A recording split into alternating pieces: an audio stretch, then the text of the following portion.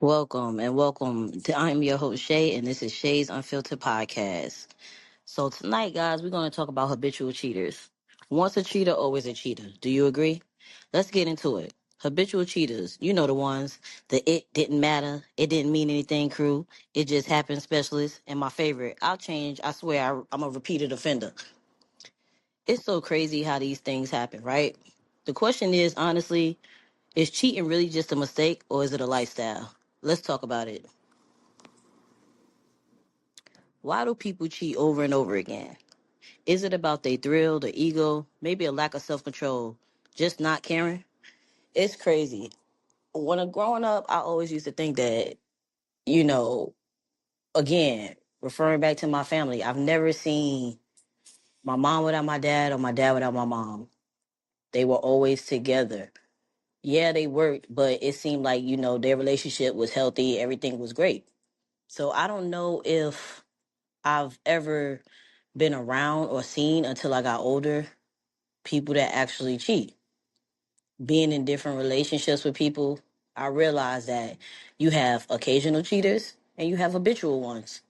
Ones that sometimes do it and they'll stop for a period of time, and ones that actually keep on going every day, 24/7. Why do they stay? I have no idea. Do you think it's healthy to be in a relationship with a habitual cheater? Can habitual cheaters be faithful? Now, that's a great question. I don't see where the faithfulness come in at with a habitual cheater, because if you constantly cheating on a person that you're with, how is that healthy? You know, once I got into real serious relationships, that was my biggest fear, between trust and somebody cheating on me. Long and behold, I got cheated on in every single relationship I've been in, except for my current one. So to me, it was a learning process. I had to figure out how to navigate around that because I never seen it. And it was hard. It was very unhealthy for me. It was a very unhealthy environment. So I tried to figure out, where did I fit?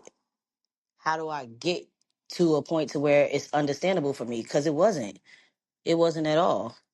Pretty much things started to change. It didn't get better. Things was being hidden from me. The relationship goals I thought we had together, it wasn't that. It was something else.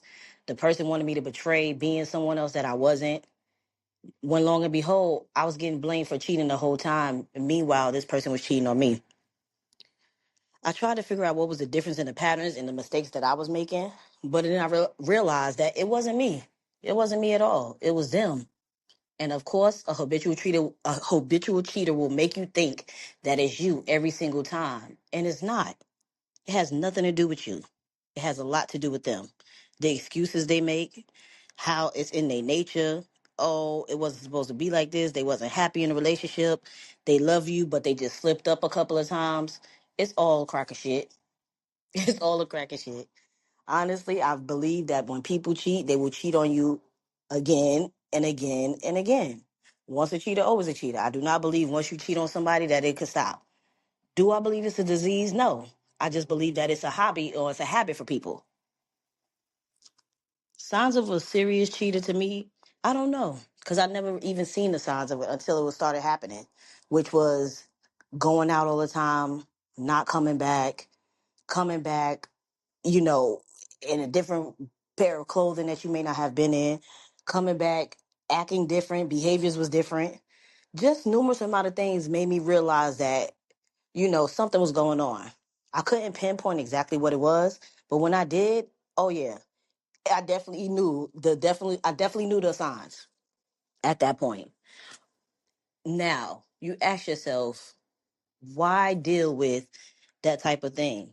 Especially if it's a person that's a serial cheater, a history of it, having different partners throughout the years of their lives, gaslighting people, always having a backup option. Those are what you call habitual cheaters. People that always manipulate you to make you think that everything you're doing is wrong when everything they're doing is wrong. At the end of the day, people are wired different. Habitual cheaters have their tendency to overcompensate themselves in different realms of their situation, meaning they try to put on you what they already going through and make it seem like you're not good enough, you're not worthy enough of their time, their patience, or anything. I don't know if a habitual cheater can stop cheating. That's where I'm at with it. Do you think they could stop cheating? Do you think that they actually have the capabilities of not cheating on their partners? I really don't think they have the capabilities. I don't. I think that they cheat because they lack certain aspects that they want to have and they look for it in other relationships with different people. Do they cheat because they know they could get away with it? Majority of the time, yes, because they do. They do. Some of them will lock down their phones. Some of them have trust issues. Some of them have family issues. And they put it all on you, knowing that you came into the relationship healthy and they were broken. That's another thing. Sometimes when a person is broken, they become even more of a cheater because now they're feeling like you can't fill a void for them that they can't even fill themselves. And that's horrible. It's horrible. I blamed myself numerous amount of times about relationships that I was in. Being in a committed relationship with somebody when the whole time they were cheating on me, they were trying to find a way out but couldn't because I was beneficial to them in many different aspects and they didn't want to let that go because they didn't know what else to expect with the person that they was cheating with. So they kind of kept me on the back end just so it could be a safe space for them just in case they wanted to come back. That's not okay. It's not okay to treat people like that. It's not okay to put people in those type of situations. Especially when a person is being faithful to you, a person is being honest with you, a person is giving you everything that you desire, the love that you want, the faithfulness that you want, the trust that you want. It's not okay and it's not fair to that person. A lot of different things happen that way because people allow them to happen that way. When you can identify a cheater, the best thing for you to do is get away from that situation. Change the narrative, change the program about it, and figure out what's healthy for you. Because at the end of the day, you matter too. Habitual cheaters will not stop cheating because they don't know what it feels like to be cheated on.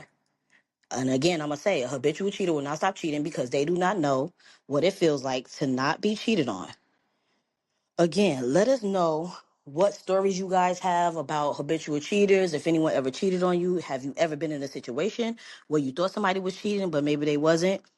I know y'all got a lot of stories, and I'm definitely willing to hear them and see them. So definitely get down in those comments and write me back. Again, this is Shades Unfiltered Podcast, and I'm out.